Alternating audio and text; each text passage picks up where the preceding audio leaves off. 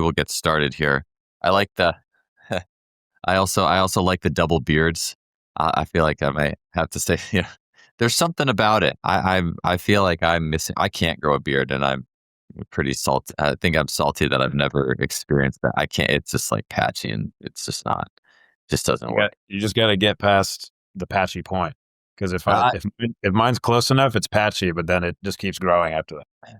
Yeah, I need some advice on how to improve my beard growing game. Joel, you look like yours is really is really good. Yeah, I just never looked back. I met my wife 10 years ago, and she has never seen my clean shaven face. I just trim it, and then we're all good to go. So. My wife has. She just doesn't like it. Yeah. Yeah. Yeah, I'm embarrassed to talk about. Like, I've never, like I said, it's always comes in patchy, and I'm embarrassed to say this because it's just, if you saw pictures of me when I'm about 25, I had this like goatee thing because there were some people in my high school who thought it was cool, and I don't know, at some point I decided it was a good idea to bring that back for like a year, and every time I look at it, I just want to slap myself. And he was like, if I should have just done, I should have just gone full send and just got through the patchy and just dealt with the beard. So, yeah. Well, anyways, let's get going on a few of these questions here. So, I just want to make sure we're going. Okay. So, tell me a little bit now, like where you guys are, like in your season, in your programming at the moment. So, in terms of the grand process of things, I'd imagine it's pretty similar between a pro season and college season, but I'm curious where you guys are right at the current time in terms of what you're programming, what you are in the phase of your overall training cycle, and what you're emphasizing. Joel, you can probably go first since you just finished your groups this morning. Oh, okay. Yeah, so we're in July, so we're in we have this week and then 2 more weeks of our summer training before we go into training camp. And so we're in the middle of our like heavy summer training where we've got, the whole team's here rolling. They're not our guys, just the way we have things set up. A lot of our guys do like internships. They don't really have class. So we're pretty flexible schedule wise. We get to get a ton of training, insert more football type work, and really just kind of keep that slow build into training camp that for us starts July 30th. Yeah. And then on our end, I would say it's very different than college being in the NFL setting now. Not from the standpoint of the training itself, but just the timing of everything is very different to where, right now we're basically away, in July where we just finished our off season period in the NFL. And so now the players are essentially free to go do what they want to do. If they want to stay around the facility, they can stay at the facility, or they have their own personal trainers that they go see, their private sector coaches that they go see. And it allows for us to sort of take some time to learn and re-educate ourselves. And then from there, we start training camp a lot sooner than college does. And it's funny because I came back to Auburn, still have my house here that I need to sell, and I'm seeing them right in the thick of their off season, and it's kind of weird not being part of that in the same time frame where they're in the middle of their summer workouts and everything. And so just trying to get used to the change in schedule. And I would say the vibe overall for me now is a little bit more like the private sector was in terms of the actual coaching and on the floor and the interaction with the players and all of that. But once we get started here in training camp, especially for us, because we have the Hall of Fame game. So we have the first preseason game of the NFL this year. So we're going to have basically an extra preseason game. And we're going to have to, or I should say, I'm going to have to deal with the much longer in-season period that I'm not used to, where, you might play 12 games in college in the regular season. Now we're talking about 17 games. And when it's all said and done, if you can make it through the playoffs and to the Super Bowl, you're talking about 20 plus games in well over 20 plus weeks of preparation, including training camp. So it's just a lot different of an in-season period that I'm looking forward to experiencing. Yeah, the personal trainer thing, I've heard a lot about that from people who have worked in the pros. And I'm sure, I'd be curious, like, Joel, or what's the balance with you two in terms of having someone who came from a personal trainer and you get a mix, I'm sure. I think the common complaint from someone who works in the organization is the personal trainer, maybe they had some crazy ideas or something like that, or uh, I'm curious what the reality is of that in terms of these players working with somebody like a personal trainer coming in. Do you talk to those trainers? And Joel, I imagine there's less because it's in the college, because it's more probably handed out workouts and things like that. But tell me a little bit about that back and forth, just because I think so often it would be, those personal trainers are all just, fancy gadgets and entertainment, and then we're going to do the real training. I'm curious what the actual interplay is. Yeah, it depends a little bit. In a general sense, no, I don't really ever had an interaction with them. The exceptions are I've gotten some kids in who I was friends with their trainer at home or knew them. Like we've got a kid now who trains with Nick Giblin in Florida, and so he messaged me and was like, "Hey, you got this guy coming up," and I was like, "Oh, great." But then if a kid's coming off any sort of injury, even if he's not, a couple weeks out, we've got some incoming off ACL type thing, and then I'll touch base with, our medical team will touch base with the surgeon, but then I'll specifically reach out to the PT and their trainer if they're further along in the process and doing more training, just to get a sense of hey, he's a patella graft. Is there anything that was bugging that? Little things like that. But in a big general sense of hey, what have you trained before? That's more talking to the kids, as they're coming in as 18-year-olds. I'm more just touching base with them a little bit. And then just rolling from there. Because you're right, when they go home, some of these guys do go home to their, we have a little bit of downtime in May and then, 4th of July break. But I'll send them home with workouts at that time. Now, some of them do have really solid trainers at home that they just go do that stuff instead. And I'm like, yeah, if you got good structure at home, cool. As long as you're hitting the big rocks. But in a big sense, no, I don't interact with any home trainers really as much, because I do get so much of the year with these guys, as opposed to, camp setting where there are such much bigger blocks of the year where they don't have as much access to those guys. How about yourself there, Cameron? Yeah, so in this setting now, it's something that I just need to get used to, because just like Joel was saying, in the college setting, especially being in the Big Ten and in the SEC for my last two stints, these guys almost never go home. They're just with us so much that we're basically the only coaches they see from a strength conditioning standpoint. And there's very small stints where maybe the week of 4th of July or something, they go back and they get to see their old trainer from high school or whatever it might be. And, for me, I've obviously got a soft spot for people that work in the private sector, given my history of being in that setting. And so for me, now being in this setting, I just accept it as an inevitability, essentially. So there's probably some coaches in this setting that get very upset that they start to get a stride with their players and then they leave and they go see somebody else. But it's always interesting because to me, it's always about the player perspective and the player experience. And there are a lot of players that will tell you, I feel my best when I'm with my trainer, essentially, my person in the private sector. And there's a lot of factors that go into it. Obviously, they're away, they're kind of on their own schedule.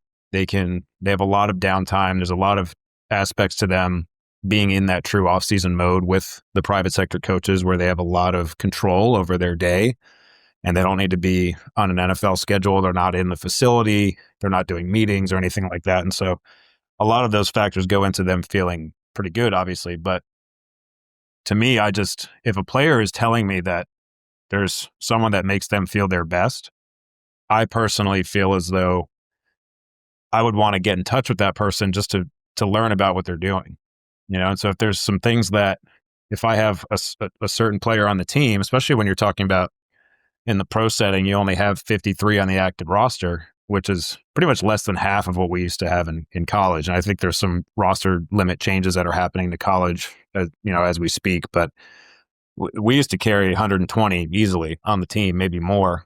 So you're talking about less than half of that being on the team. And so each individual guy now at the professional level, we need to look out for them to the best of our ability. And so for me, it's if I can put my ego aside and talk with someone who knows this person a little bit better or might have more experience with them, where maybe I just got this guy, like I just got to the Detroit Lions. And so if there's a player on the team that is telling me he's been working with somebody for 10 years who knows his body really well, and I can get in touch with that person and learn about them and their approaches, and that's going to help me now program for this athlete, I'm all for it. So to me, I think that the willingness to at least talk to those people is huge in this setting, in my opinion. And I always thought it was interesting that when I was in the private sector, I would get certain players from certain teams, and their coach wouldn't try at all to contact me.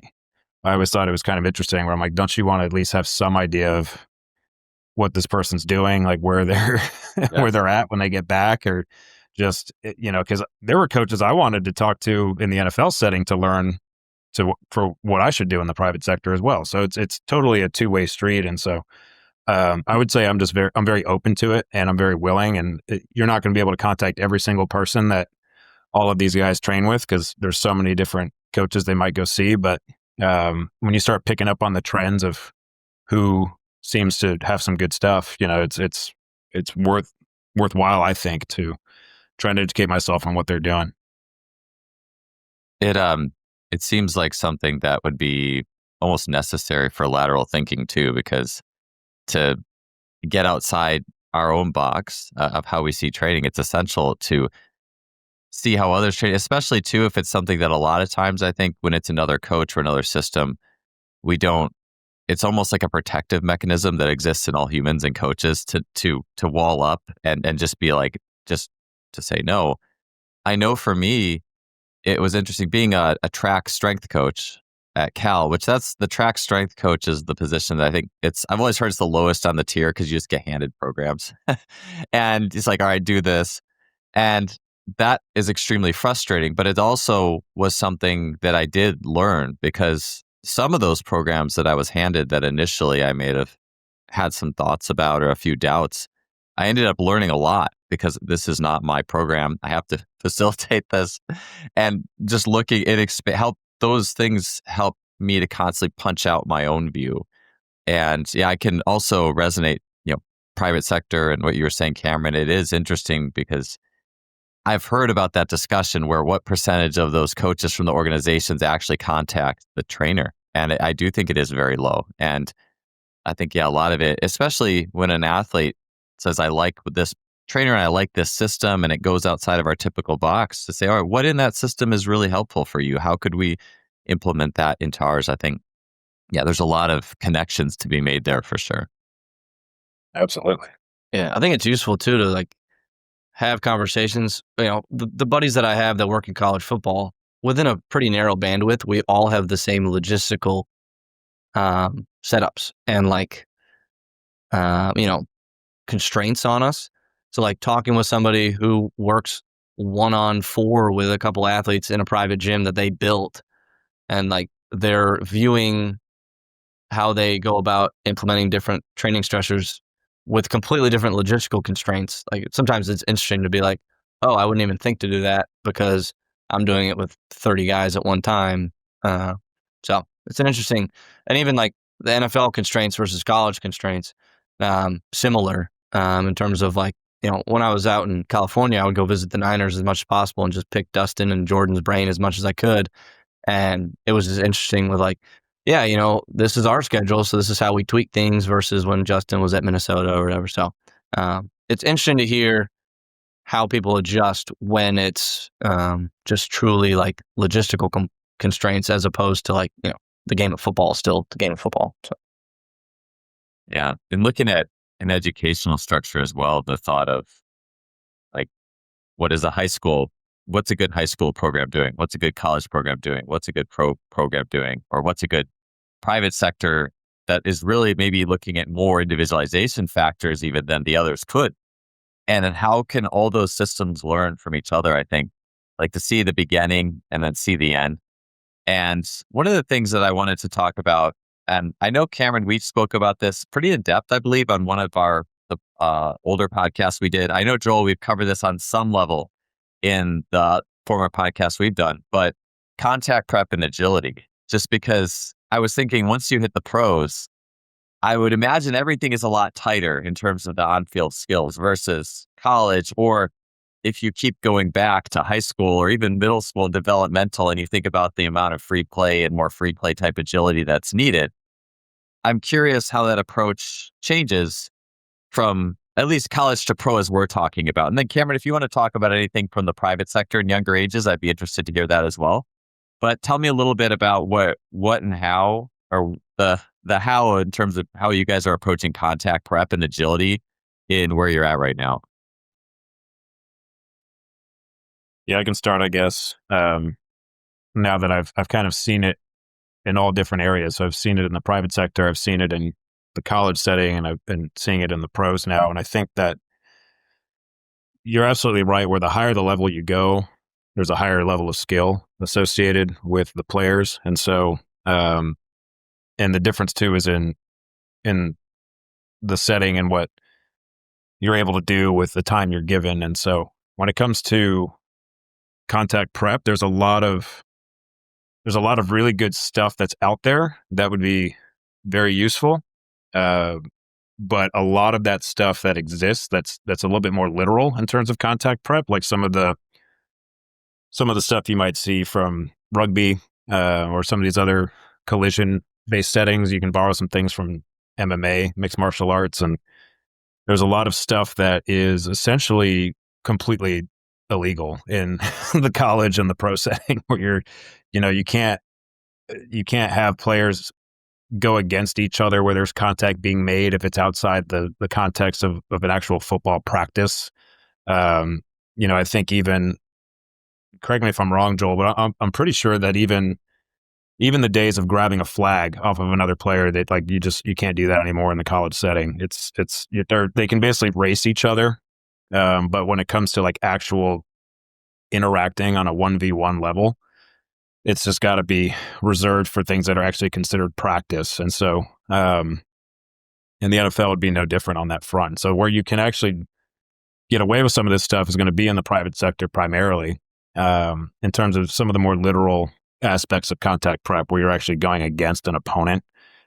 And I used to do a good amount of that when I was in the private sector at DeFranco's, where I got into it for a while, just trying to help the guys out, and all within safe settings and things like that. But now, being in more of the team setting with the rules and regulations surrounding it, I think we just need to be smart about how we progress to it. So to where, are there things that can be done that are not necessarily two guys doing combative actions towards each other, but can at least somewhat prepare them for when now they get into actual different fractal levels of sports practice, they are prepared a little bit more than if they had done nothing at all. And so there's a saying that our head strength coach at the Lions, Josh Schuler, he's got this saying where he says, the ground is undefeated against contact and collision. And so nobody ever defeats the ground when it comes to contacting the ground.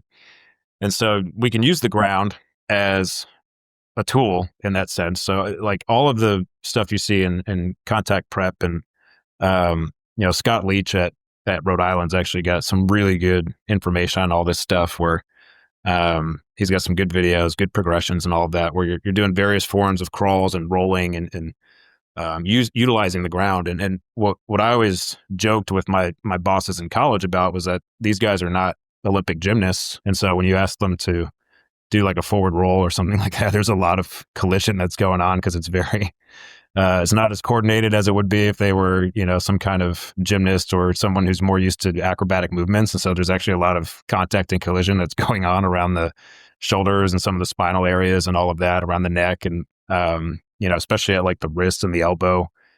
So I think all that stuff's really great in terms of utilizing that and utilizing the ground.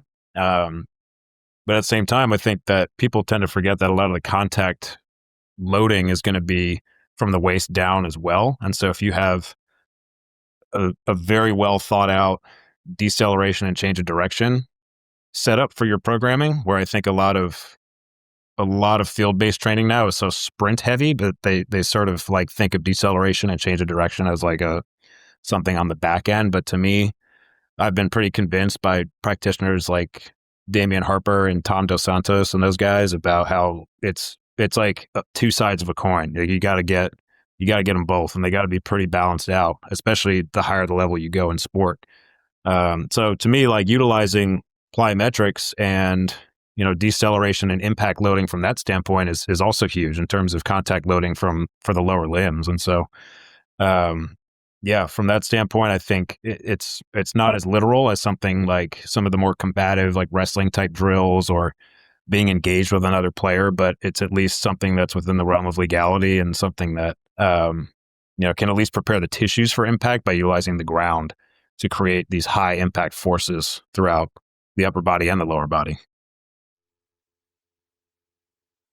Yeah, I have a little more wiggle room than Cam does now, NFL wise. I know the NFLPA gets super tight about going against another player and the different windows, but not to double up too much on what Cam said, but I end up, for our skill and big skill guys, it ends up being a lot of getting as much interaction with the ground as possible, getting them used to falling more and more. And then with the big guys, it's more like, hey, can we move some bodies a little bit?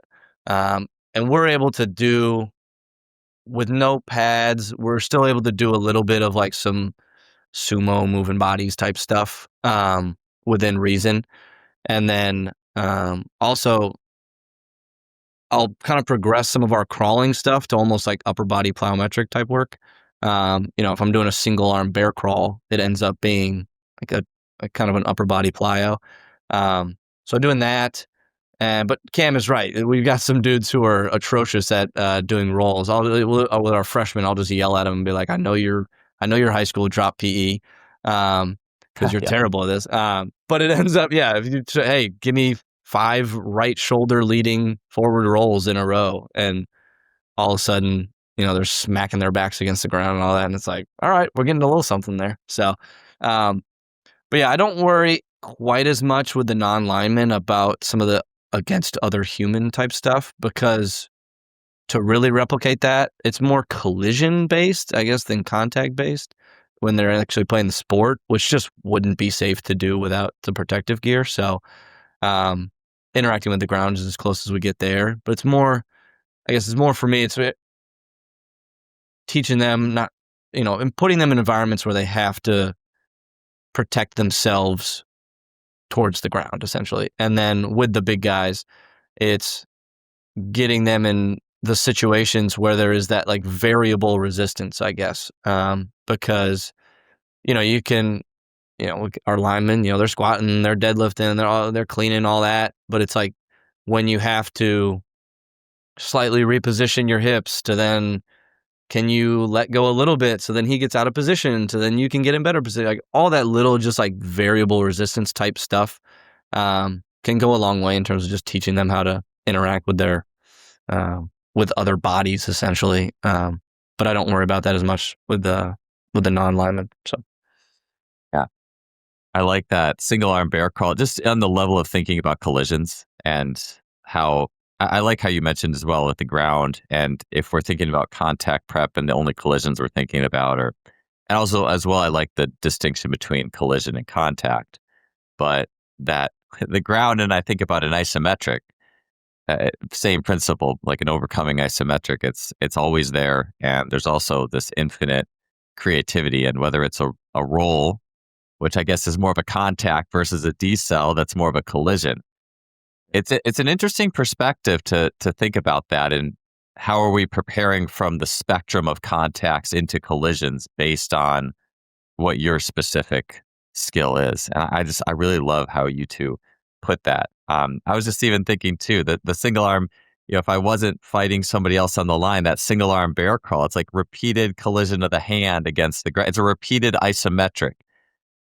we're fixing down the degrees of freedom, but you can apply more force more repeatedly as well. It's like an impulse repeated. So I love those concepts and ideas. And I think similarly to what you said, Joel, with the roles in PE class is with swimmers, I would have them do monkey bars, which this isn't contact or collision so much, but just on that train is right when they would get to the weight room. The first week we had the Sorinex rack and the monkey bars all through the weight room. And that was just a big thing of the upper body prep is in the warm up, it was go across the monkey bars.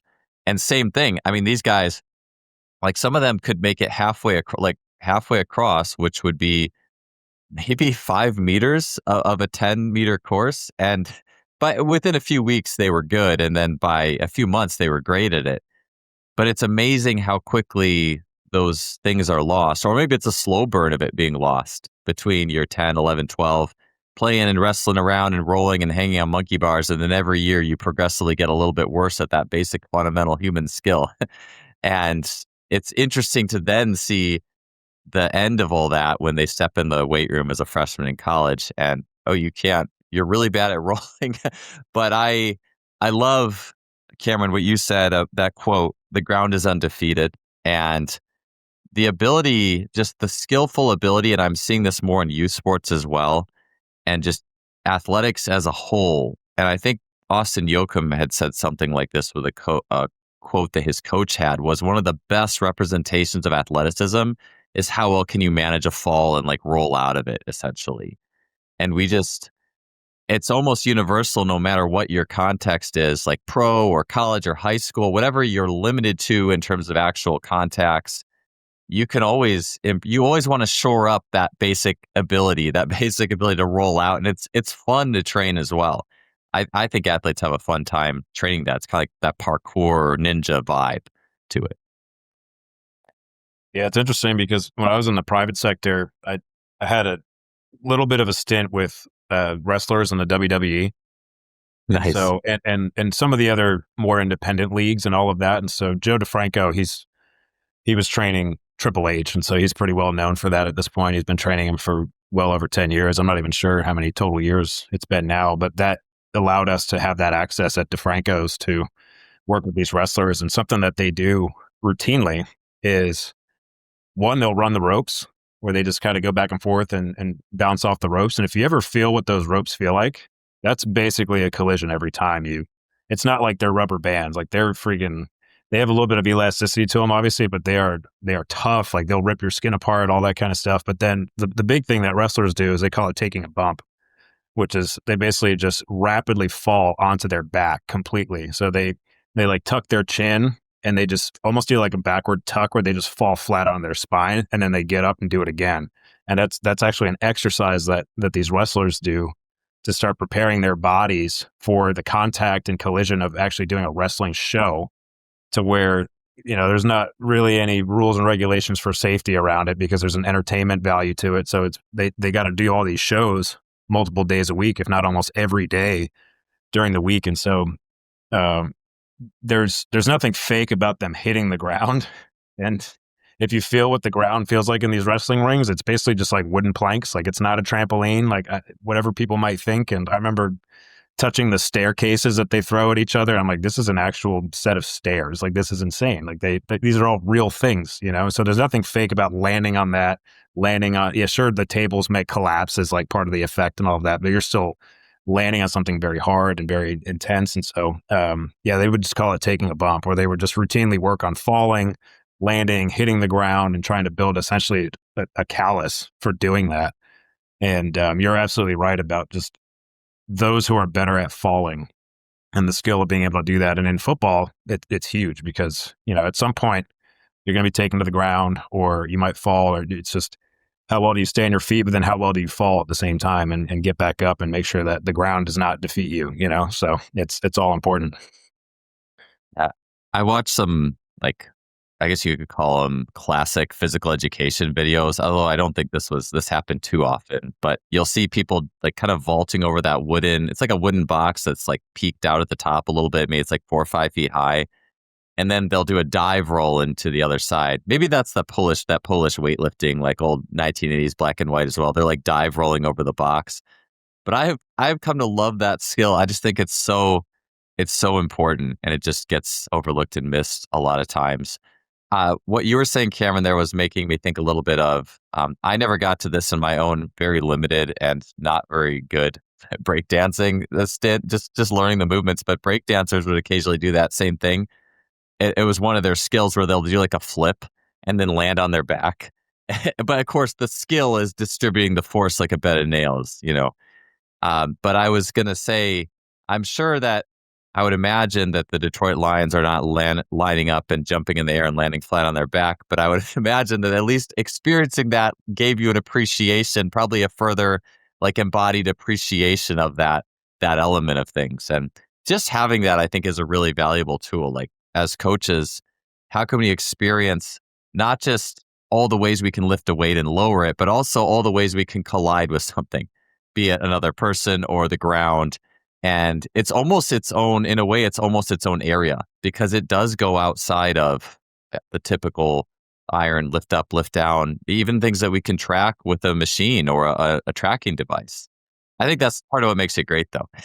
And of course, it's entertaining for the people who are watching professional wrestling and seeing that. And the athleticism is so unique there for sure. Weighted vests have been around forever in physical training, but wearable resistance has been upgraded with Lila Exogen wearable resistance training gear. It features micro weights that you strap to the body, and it feels like a second skin. The potentiation and the specific strength you get from it is second to none, and so many elite coaches and athletes are making use of this training technology. To check out Exogen, head to lilateam.com. That's lilateam.com, and you can use the code JustFly2025, that's JustFly2025 for 25% off your order. Today's podcast is also sponsored by Hammer Strength. Hammer Strength machines are engineered to work with the natural arcs of movement in the human body. With decades of trust behind their name, Hammer Strength delivers durable and intuitive machines that meet the needs of today's strength and athletic performance training. All right, so I do want to get to tempo sprints and conditioning just because Joel, you said something, it was a social media post you had made. I thought this was really interesting. And you'll have to clarify this quote for me. I will butcher it. I should have wrote it down. But it was something along the lines of the team that can well execute tempo sprints and conditioning. That's a good sign in their ultimate capabilities.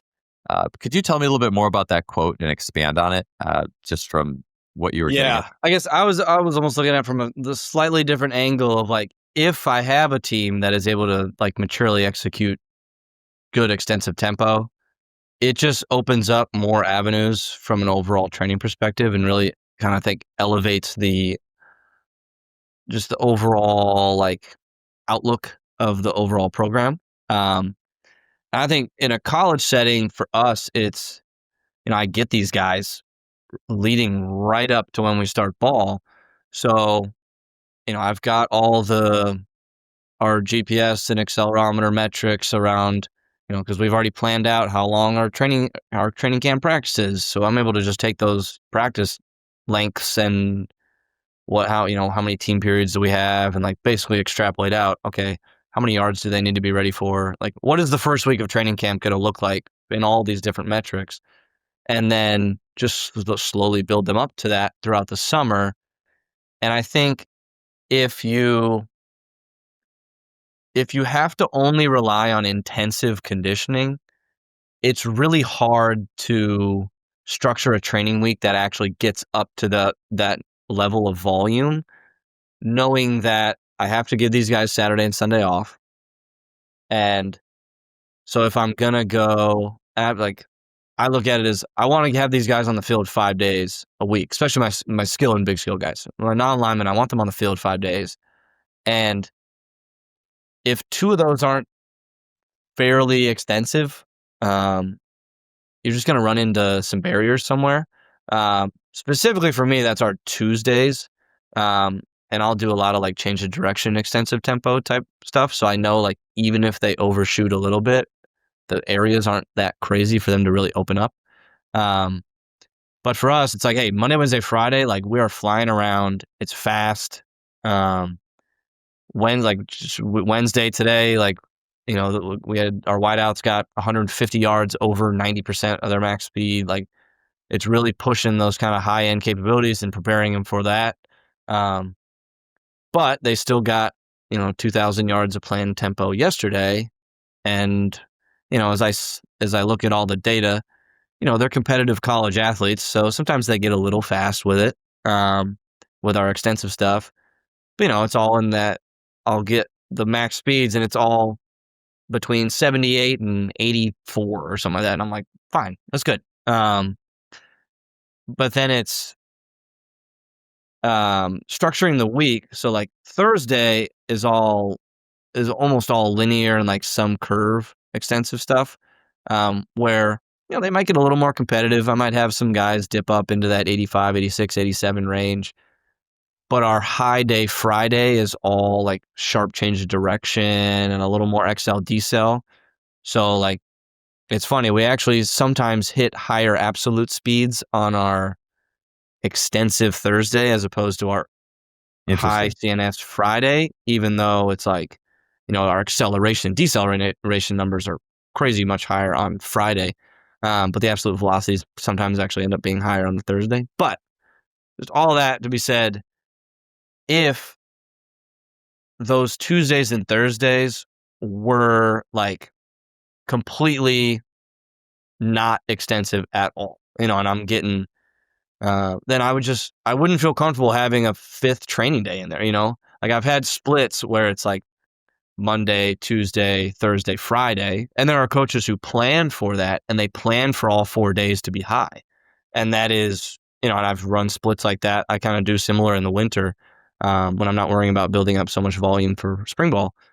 But it's just like, for me, if I want to get these guys up to the volume of training camp or even get them close, I need to have them on the field 5 times.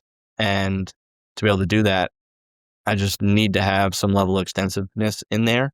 And I know there are other coaches who do it well, doing that 4-day where all 4 pretty much end up being high, with that Wednesday is like completely off.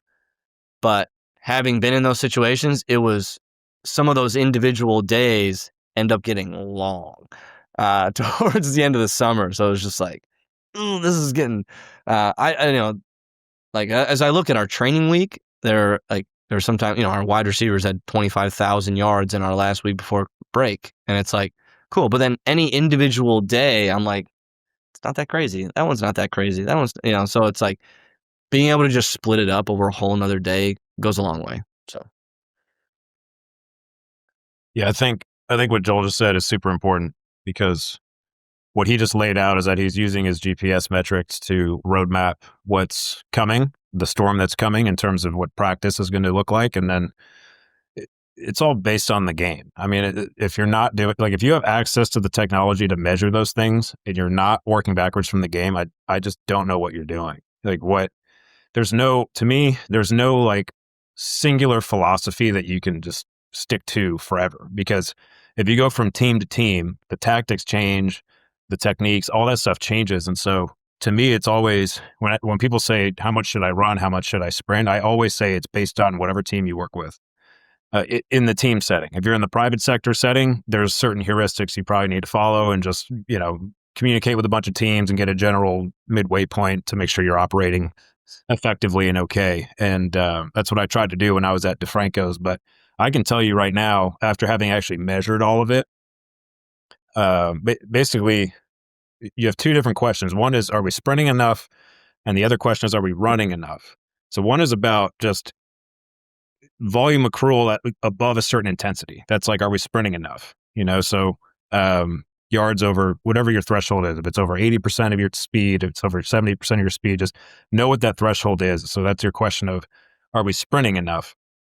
And are we, touching on very high intensities of 90 to 95+% fairly regularly, weekly, whatever it might be. But are we running enough is the question I think not enough people are asking, because right now sprinting is so trendy in college athletics, and especially in college football. Everyone wants speed, feed the cats, all this kind of stuff. But I had a really good conversation with Derek Hansen not too long ago, where he kind of begrudgingly said energy system development is kind of dead, to where everyone's just so worried about the high outputs of speed and power and all that kind of stuff. But they forget that football is a 4-quarter game, and that if it's on a major television network, you're talking about 3 to 3.5 hours of activity. So you just got to be able to keep running that whole time. And so, and when you look at, for us at Indiana and at Auburn, we almost never had an issue accumulating enough yardage above a certain intensity in terms of sprint training and exposure. Like that was almost never an issue, because they just don't sprint that much. When you like really measure practice and when you really measure the games, it's way less than people think it actually is in terms of like how much true high intensity, especially if you're talking about yards over 90% speed. It's just not a lot. But if you look at just the total amount of stuff that's going on, whether they're just walking or sprinting full speed, and that's like your total distance right there. I mean, a receiver can easily cover 6,000 yards in a practice, like just depending on like what team you work for and what they're asked to do and all of that. But of that, it might be over 90% of that is at an intensity that's less than 65% speed, so you might have like a breakdown I remember having with one of our receivers at Auburn was he covered 6,000 yards in a practice, but 5,600 of it was less than 65% speed, where only 400 yards were above 65% speed. So, I mean, it just tells you how much volume there is, but how much of that's not actually very high intensity. And so Joel probably knows this very well, that as coaches, when we have some time off, and then we get back in the thick of summer training, winter conditioning, whatever it might be in college, suddenly you might go from 10 to 15,000 steps a day to like 40,000 steps a day just coaching all day. And I can tell you that I'm not sprinting when that happens, but my freaking Achilles, my feet, my knees, my hips, everything starts feeling like garbage, right? And so to me, that is a dead giveaway that there is a physiological adaptation that has to happen that is time on feet, like me just being on my feet. So people look at that and say, oh yeah, 6,000 yards, but like he could have been walking, dancing. Yeah, he's still on his feet for 6,000 yards. And so like that is an adaptation that's there for how his foot muscles are handling that, his Achilles, his patellar tendons, like your hip sockets. I mean, all that stuff is involved when you're on your feet the whole time. There's spinal compression loading that's happening when you're just standing out there for 3 hours and you're doing all different types of activities and you're cutting and you're doing this and you're doing that. So yeah, we have to make sure we're obviously addressing these very high intensity aspects of the game. So number of high intensity accelerations, decelerations, yards above a certain threshold of sprinting, making sure I'm touching on damn near close to my max intensity speed to make sure I maintain that quality and keep that pilot light lit, so to speak. But when it comes to just volume, I think that's something that we need to think about more, and that's actually going to help with another sort of vaccination effect, a protective effect. So exactly what Joel's saying is that he's trying to spread that out throughout the week to make sure that, when you get into camp, I remember at Auburn, at our highest, most voluminous week of practice, the receivers would get like 35,000 to 40,000 yards in that week. You know what I mean? And so it's a lot.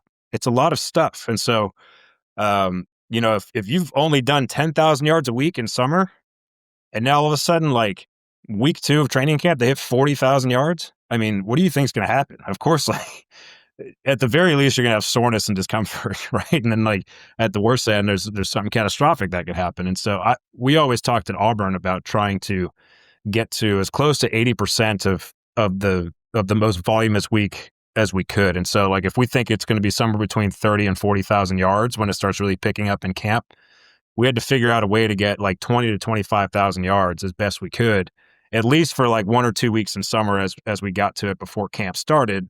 And then you would use camp itself through conversation with coaches and trying to be intelligent about the ramp up from there to then ramp into more of that 40,000.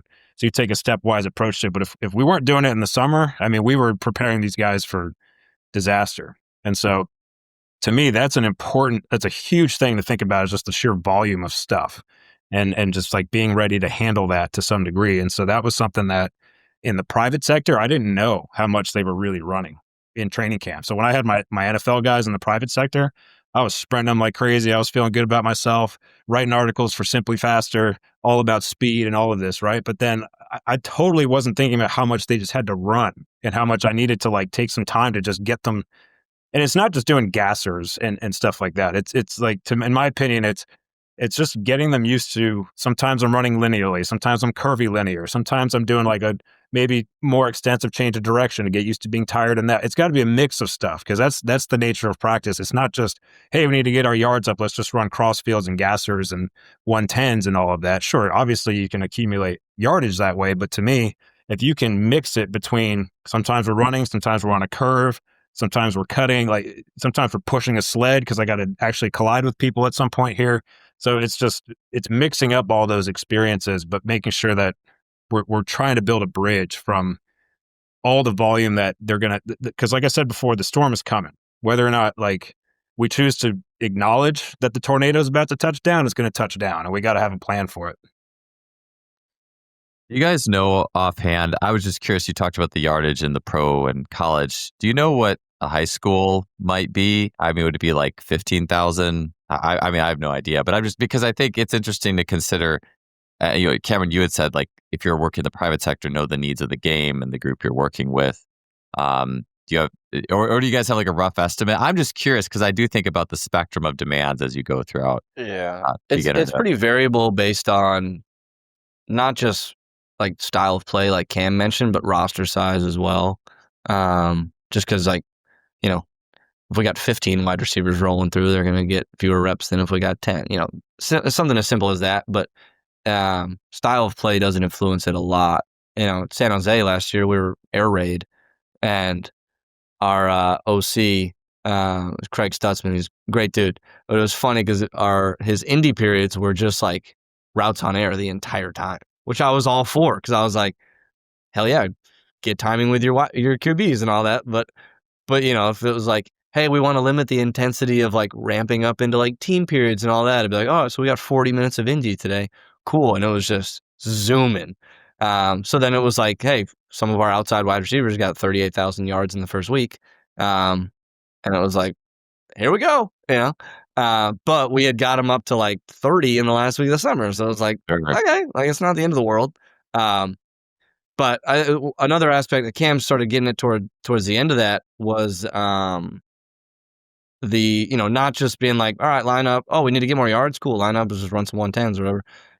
And one thing that tipped me off, I think it was when I was at Stanford. It was actually me and Matt Gebert, who's now at Auburn, took Cam's role when he left Auburn. We were office mates at Stanford, and we were looking at this as acceleration load is a metric that Catapult has, that it takes the absolute value of your acceleration every 10th of a second for the entire session.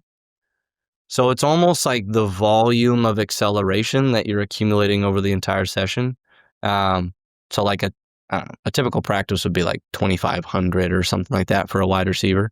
So it's an arbitrary unit, but that was the biggest gap for us, seeing like, oh, we accumulated the yardage from just going out and running some tempo or whatever, but then there was a huge gap in the acceleration load from just going and running to then playing football. And it made me appreciate how much just even the little starts and stops, and like the intensity, like above a certain threshold, above 80%, above 90% of running, that's almost like the XL decel count that I look at, because it's like, hey, these are all above 3 meters per second squared or whatever.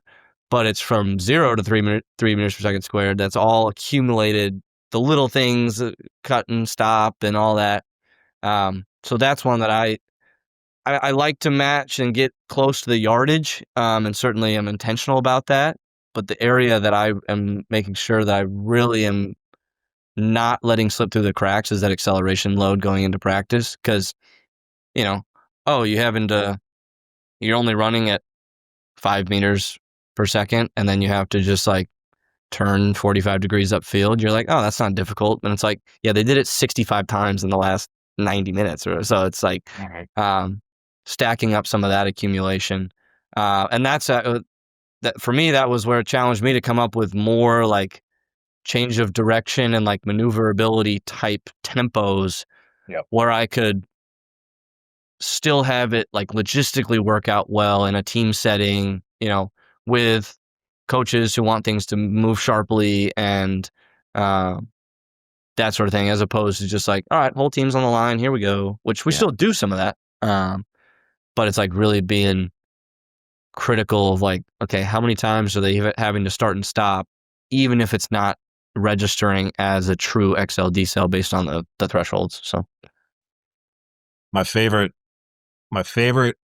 conditioning session setup that I've ever experienced was when I was at Auburn, and what we did with Dom Sludzinski there. And essentially we would warm the guys up. We would take them through sort of like these preparatory GPP style stations as like an extended warm up. So that would be like you're doing your crawling patterns, you're doing maybe some resisted like transition movements, like resisted shuffles, back pedals, stuff like that. Just like rudimentary change of direction prep type of work, med ball throws, things like that. And then when we would get into the bread and butter of the actual work capacity session, what we would do is we would set up 4 different stations. And the theme was always, we wanted something that was more linear running. So it would be like tempo runs, or we would do like what we called cut tempos, which is basically like an up back. So you'd run down, cut back the same distance. So we'd do something that's more true, just linear running, but it wouldn't be very long. Like skill guys would maybe go 55 yards at most, maybe 60 at the most, like per rep. So we'd do something with linear running. We would do something with like a true sharp change of direction. So it could be like a 5-10-5 with a foot touch or something like that. And then another station would be like Joel was just talking about, maneuverability. So a little bit more curvy linear patterns, which the most simplest example would be like a figure 8. And then the last station was always like resisted acceleration. So it was either a sled push, sled drag, hill sprint, something like that. And so what we would do is we would have these 4 stations. We would divide the team up where, a quarter of the team is at each station. And Dom would give them a 5-second warning, and then he would blow the whistle, and everybody's moving. So they all move on the whistle. And if you're running a 50-yard tempo, you run 50 yards. If you're doing your figure 8 drill, you do your figure 8 drill and finish fast, or your 5-10-5. Or if you got to push a prowler 10 yards, you're pushing the prowler 10 yards. So everyone goes, but the caveat is that the next whistle is going to be blown somewhere between 30 and 40 seconds later. And so like as the summer went on, it turned more into like 30 seconds and might start at like 40 seconds, but we wanted it to be a football play clock. And then we wanted them to work in that interval the entire time. And so if I'm at the tempo station, I run my tempo, and if it takes me whatever, it's like 6 seconds to get down there, I got 24 seconds till the next whistle, something like that. And so you always were just like waiting for him to say 5, and then you got to line up and you got to go again. And you would get a certain amount of reps. Let's say you get 6 reps at that station. Then he would blow a big whistle. Everybody would rotate, go to the next station. So you'd get a certain amount of reps at each station. And it allowed us to very cleanly progress the amount of reps that we did. And so we thought of it from two standpoints. Is we wanted to get total distances about where we wanted them in terms of like percentage of what a practice would be.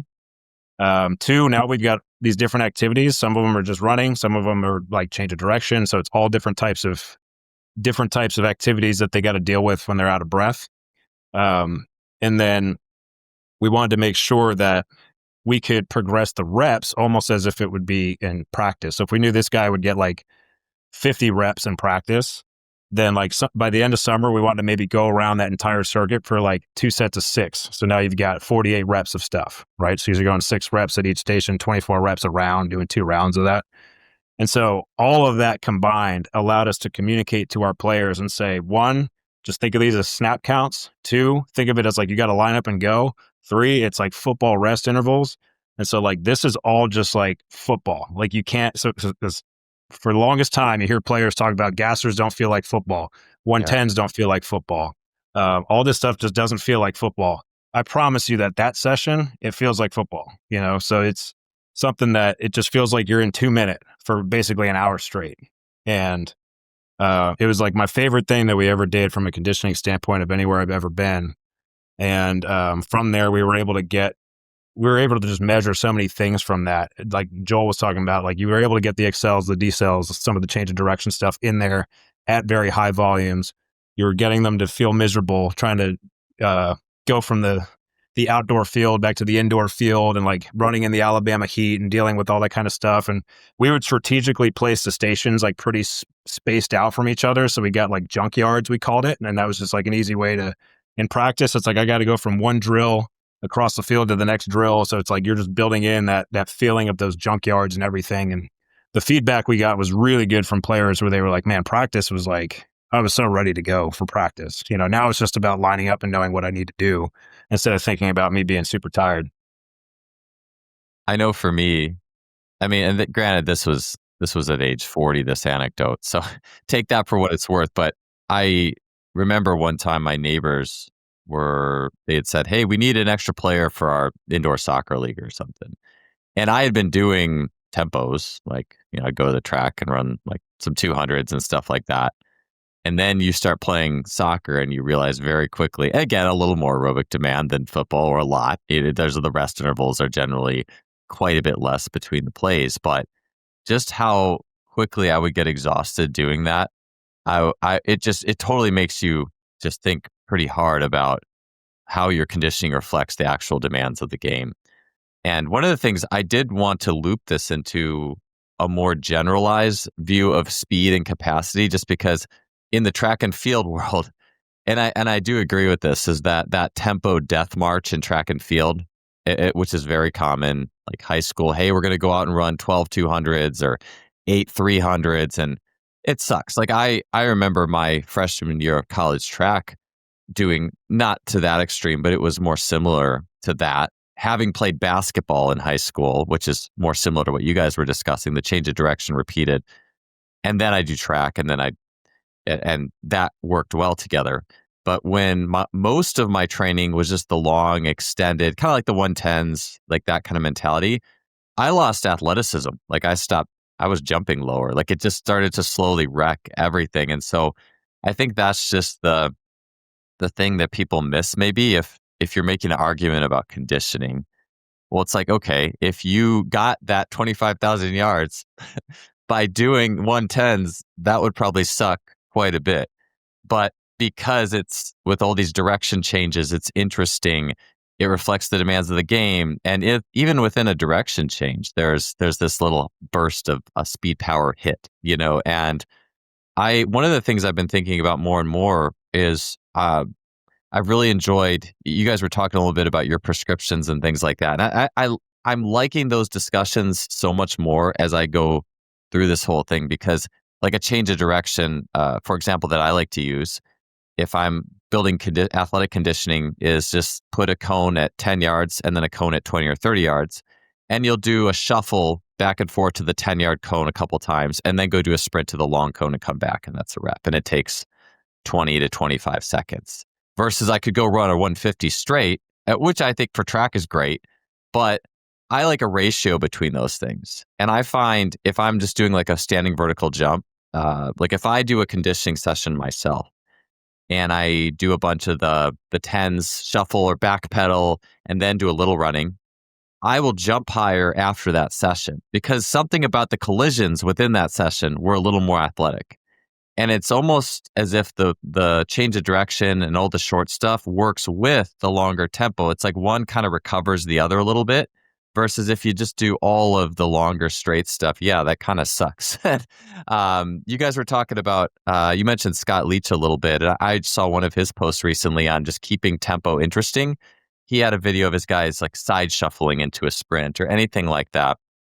And I guess long story short is I've just become more and more aware of the value of something that's wrapped up within a longer effort that is somehow more athletic. There's change of direction. And even for the sake of track and field, I like warming athletes up for a high jump practice with football-like or something that involves a mirroring drill, something that involves a rapid change of direction, even if it's just athletes mirror each other and I put 15 seconds on the clock. And the funny thing is for track athletes who are used to running in only a straight line, they get really tired doing 15 seconds of intense mirroring drills and those kind of things. So it's very interesting to see the specificity, but I just think that the core of athleticism is in that I guess what I'm trying to say is that multi-directional base, and then you kind of build out strategically from there in some ways.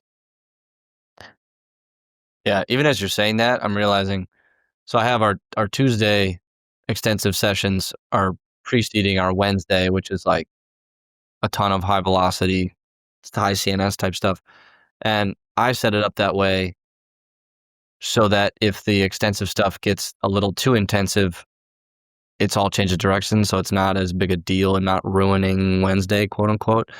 But even as you're describing it, the side benefit might have also been they're getting a ton of that multi-directional type movement on Tuesday, and then they go into Wednesday where I need them to really, fly around.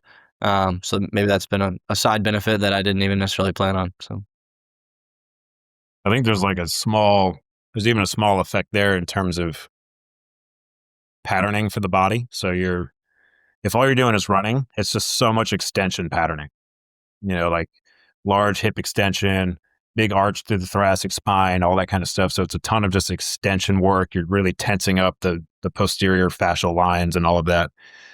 Where, when you go to decel, I mean, it's literally the opposite of accelerating is decelerating. And so I always think it's funny when people try to decelerate like on the balls of their feet, like the same way, like the same forefoot strike you would have in acceleration. I'm like, it's like you need a whole foot pressure. It's literally the opposite of accelerating. You can't because if you're telling your foot to go forward and you're trying to go backwards essentially or stop yourself, like it's just, we just make stuff up sometimes as coaches. But yeah, it's it's one of those things where you just have to think of it as like the inverse relationship. And so it's what it is for a team sport athlete. If like all we're doing is extension patterning over and over and over, we're never getting like a nice balance of extension, flexion, rotation. It's just these multi-planar activities that you're able to do when you have more of a quote unquote interesting tempo session. I just think it's beneficial for spreading load through different patterning and just different types of tensile loading as well. I mean, you're talking about anterior chain versus posterior chain and all these other things. So I think there's something to that as well. I agree. I think the whole, for people who are familiar with Bill Hartman and that related methodology in the weight room and squatting, the idea of helping athletes achieve more early stance, find their heels, more of a recovery, if you will, or opening up movement options. And then you have your late stance propulsive things, like you have like a clean from the blocks, something really propulsive. And something I've been thinking about is the like backwards running and even stops being kind of that, like you said, Cameron, you're not going to do it on your toes. You have to go through the heel. So every time you hit and access the heel, and you're going to roll through it. Obviously, you're not like, it's not like your heel's a peg, but you're accessing it and then moving into the full foot. That kind of like the squats and finding your heel in the squats, kind of like it does offer that mini restoration. And that's, I think, another reason why it's like, okay, 25,000 yards. Well, that was what's in that 25,000. It's like the mini restoration of a stop or a decel. And then there's twisting and turning. And I just think it's so interesting how that volume is achieved. And then the thought process of training that volume. I wanted to close this out. This has been such a great discussion. And even though we took a long chunk of that with the conditioning piece, I think it's so important and valuable because like you two had said, there is that, it's very easy to over glorify the miles per hour and just the linear speed element of things. And maybe in some way it's just doing it more efficiently and seeing the place of it. But I would be curious with how in each of your own journeys, maybe even say over the last 5 to 10 years, do you look at just the role of the linear speed in your program differently? I mean, obviously we all do it. We all do value it. But in terms of proportion, means you're using, time you're spending on it, and then relation to that conditioning, as you mentioned. Any thought processes on how that's either changed or just been reframed in the last 5 or 10 years? That's a great question. I would say my thoughts towards it have pretty much stayed the same in terms of what my outcome, like what process am I trying to follow? I'll say it's refined and the actual implementation has refined as I've had more access to more data around what's really going on in the game.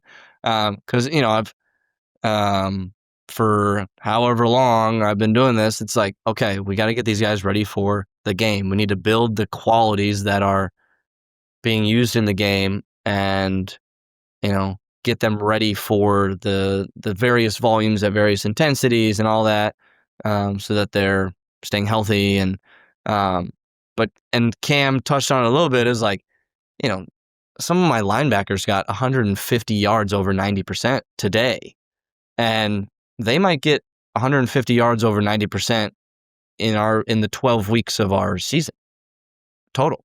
And so it's like realizing that, yes, I want to touch on these qualities to continue to build them, because it's important to be really fast in football, but not getting lost in the bigger goal. I tell our guys, like, hey, in June, yes, we're building up our overall volume, but it's still generally low enough where, like, if you're really taking care of yourself and you're feeling good, like, yeah, you can PR every Wednesday when I let you open up. But I was like, if you're PRing every Wednesday in July, I'm probably not pushing you enough on those other days, because, like, I expect you to be so fatigued in July that, like, you're not necessarily like, oh, I feel amazing on Wednesday morning when we're really opening up. So just recognizing the time of year and educating the guys around, like, hey, yeah, we had 26,000 total yards this week and you hit 94% of your all-time best speed. It's like, you don't need to be disappointed by that. Like, that's fine. Like, that's you tick that box. Like, cool. So I guess that's been the shift for me, is like, the summer, almost, I feel like a traditional, almost, when I was coming up, was like, hey, the winter is like grind it out in the weight room. And we do spend our highest percentage of time in the weight room in the winter for sure, because we're not worrying about quite as much on-field volume. And then it was like, almost like the summer was like, hey, this is when we get to go perform and be athletic on the field type of thing. Whereas for me, it's like, it's kind of blended together a little more on, like, the winter is, yes, a lower percentage on the field of some of our high speed, like, hey, let's get fast type stuff, just we're not spending quite as much time out there. But it's more like really building a foundation around, educating guys and putting guys in good positions. Hey, here's what I want your pelvis to feel like when you're at top speed, and like some of that more education type stuff that we can then continue into spring ball, because we have like an extra sprint session prior to one of our spring ball practices, just to keep touching on some of those postural things. But then recognizing, like, hey, yeah, June is kind of that, like, hey, we can really push some of these performance numbers. And it's like, that's not really going to happen in July. Sorry, guys. I'm not worrying about your, peak relative force on the force plate PRing. It's because you're going to be drowning in some of this overall yardage that we're going to throw at you. And then we have a little, longer weekend, and then we get some fresh, and then we go into camp. It's like, cool. But yeah, yes, I want to raise the ceiling of these things. Like, if I have a wide receiver who adds half a mile an hour to his top speed over 6 months or whatever, I'm like, sweet. That's a significant difference in, a comeback route if he can push the guy off have extra half yard or something like that. But not worrying, like, being more dialed in, and like the actual number of yardages that I need these guys ready for above certain thresholds. Because like Cam said, it is lower than you would think. For some of our skill guys, I realize in the summer, I'm going to probably overshoot that. I'm probably going to give them 120% or something like that of a weekly load of that. And still within reason. But it's, just not being like, oh, we can get more sprint reps in because we got time and all that. It's like, we can spend that with, maybe I get more reps of our agility games that I want to hit, or that sort of thing. It's just like, it's, I guess, a little feed the catsy on the speed side of things. Not so much on the conditioning side of things, but definitely the overall big process in the last 5-10 years has stayed the same, but I've been able to focus it a little more in terms of just percentage of stuff going on throughout the year, now that I've just have more data available to me in terms of what specifically is going on the field, in game, and in practice. Kind of like a short to long, really. My track hat says short to long. For sure. Yeah. Cool. And then once I get to a certain long, not worrying about going more and just being like, this is enough. So. Yeah, it's nice to have that time too, where it's like, yes, this is a great time to hit those, to chase that speed. We love it. We want to improve it. But then, yeah, that was you answered exactly what I was asking, in the sense of, well, how do we frame it up in the sense of all the game demands? And then it's nice to have periods of time where that happens too, because I think, like, I just really appreciate seasonal pieces, and not necessarily like, I think the classical viewpoint, if you're like, oh, periodization, like we're doing a lot of aerobic stuff this season. It's like, no, it's like, hey, this is the speed month where we can do this more. Now we're going to have more game demands. I like that breakup and the emphasis that goes by. Yeah, I would say I love what Joel said, because there's always a question of what is strong enough, what is fast enough. Everyone's always worried about that. What's powerful enough. And those are always really hard questions to answer. But I think that while we do not have a universal answer, we all acknowledge that those exist, that there is a time where it's hard to say someone is too strong. It's hard to say someone's too fast or too powerful or whatever. But when you get to the professional level, you find out very quickly that there are players that are not going to jump the highest, they're not going to run the fastest, and they're not, for damn sure, not the strongest in the weight. And yet they are exceptional players. And so, to some degree, they're almost always strong, powerful, and fast. They're just not the strongest, the most powerful, the fastest necessarily. Some of them are. If you're Tyreek Hill, you're the fastest. Mhm. But you look across the NFL as one example, there are just so many phenomenal football players, like they're just good players. And so for me, there was, one of my best mentors is Fergus Connolly. Wrote a book series with him, got to talk with him and pick his brain for many years, still to this day. I mean, almost every week we text, but he put it in my brain almost 10 years ago now that it's not about making the strongest guy, the fastest guy, any of that. It's about helping foster the best player you can. And so to me, when it comes to the speed training and all of that kind of stuff, it's just another tool in the toolbox of helping that player be the best player they can be. It's not, I want to take all of my resources and just put them all into trying to get this guy to lose 1 to 2 tenths on whatever split time I'm measuring. Yeah, if it happens, awesome. There's improvement there. We're seeing progress. Of course, we want that for certain people at certain times, especially the lower the level we go. In high school, you want it all the time. In college, you certainly want to see it. Professional level, if it happens, awesome, because it still will happen, and that's great. But I kind of think back on Louis Simmons for a second, because I was just reminded of it when I was thinking about this, where something about the West Side approach was that he's been known to say he wanted it known that his lifters could basically compete at any time. Like they were just almost always ready to compete. And so I feel like if your program is designed in such a way that you're trying to create the best players, it's not to say they're always going to be ready to play a football game, but more often than not, like they should almost be ready to do a football practice like whenever. You know what I mean? And if they're not, then it's sort of like we have to think about, what are we doing in the training process? What are we really trying to get done? And like Joel said, there's times in winter workouts, for damn sure you're not going to be practicing football. So you can push some things. You can, as Cal Dietz would say, crack a few eggs and make an omelet. You can try and like get risky with some things if you want to. Perfectly understanding that maybe coordination is going to be thrown out the window for a little bit or whatever it might be. But ultimately, we're trying to get them to a point where the next practice period's coming up, and you want to refine skill, and you want to have them to be able to absorb that and make sure that they're as ready for that as they can possibly be. And so, essentially, to me, you're now not just thinking about speed, power, strength, some of these just sole isolated biomotor abilities or qualities, and instead you're thinking systemically, how am I creating the best integrated system of a player that I can? And so what's fascinating to me here now at this level, being in the NFL setting, is that